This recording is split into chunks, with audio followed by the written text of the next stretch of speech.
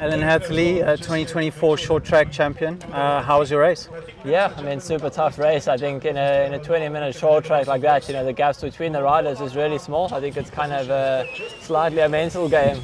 So yeah, just kind of led it from the beginning and made it as hard as I could. And yeah, I think my head stayed on and was able to suffer all the way through. And yeah, happy to take the win and renew the national title. Always an honour to wear that on the World Cup start line. So it'd be amazing to see you at the World Cups with that sleeve. Yeah. Exactly, yeah, and hopefully you can put it on the podium again soon.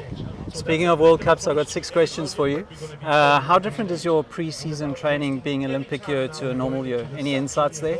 Yeah, I mean, way more chilled. Obviously, normally there's a lot of pressure to kind of perform in that February-March period, whereas now with Olympics being in July, you have to be really smart to pace the season. It's obviously, with Discovery taking over as well, there's additional World Cups. So, the season needs to be really well thought out, and for us it was way more relaxed until now, and kind of from end April, early May we start really putting the hammer down and putting in the hard work to ramp into that Olympic Games in July. Okay. Regarding current the performance of SA riders at the World Cup, it's never been this good. I did an article about this, but we've currently got 4 riders ranked inside the top 20. One year like at the spearhead of that, so congratulations on behalf of South Africa. Thank you very much for all of that. But what do you attribute this to, and what can be done to improve on the situation as is? Yeah, I mean, it's really impressive how the South Africans have made a start to the season. A lot of top 10s, a lot of fights at the front of the race, which is a big step forward for cycling in South Africa. I think it's just kind of a switch. Once you kind of break that front group, they realize the racing's a lot easier because it's way more control. It's not on off, and you're not having to dismount your bike and run up the hills because the race is actually moving. But yeah, no, I think it's just been a long time coming. I mean, they've been putting in the hard yards for years now, and I'm really happy that they've made that breakthrough. And I think for team relay in future at World Championships, I think we have a good chance at a medal, and I think that'll be the first time for us. So that's amazing. That'll be something fresh for South Africa. Good points. I didn't think of that. So speaking of the art of positioning inside the top 10, like you must be the professor at it. Like, what are some of the secrets to staying inside the top 10? I mean, I watch all the feeds, and whether it's XCC or XCO, like the top 10, is that a number that you have to stay in? Is that your tactic? And how do you do that? Yeah, I think the top 10 for sure, it makes the racing a lot easier, but I think the hardest part of being that top 10 is having the consistency to deliver a top 10 performance year round, because there's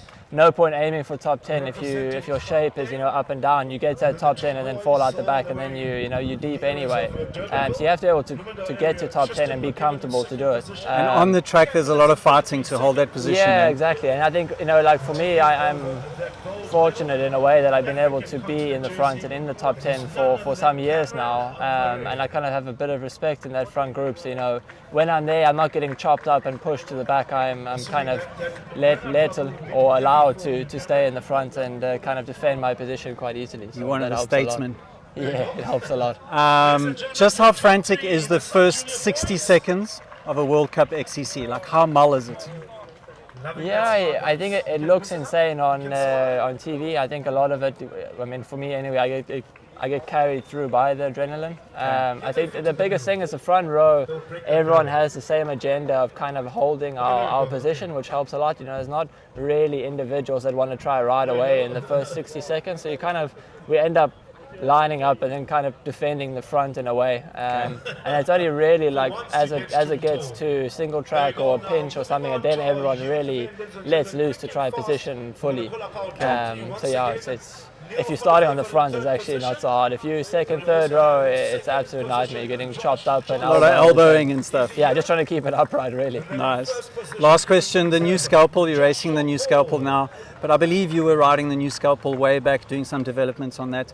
Could you give us some insights into your development in the bike, like your role in the development, and what your impressions are of the final product? Yeah, I mean, obviously we race-proof the equipment. I mean, we put it through its paces to make sure it's obviously ready for production. The biggest difference is the high-speed stability. The wheelbase is a lot longer. Obviously the bike's 120 now as standard. That's in travel. Yeah, I think it's more trail orientated in a way more stable at high speeds, and just more capable in general. and yeah, still maintain the same weight category with going up in suspension and beefier rims and tires and whatnot. So okay, yeah, you're still impressive able job to by get them. your bars super low, even though it's 120 in the front.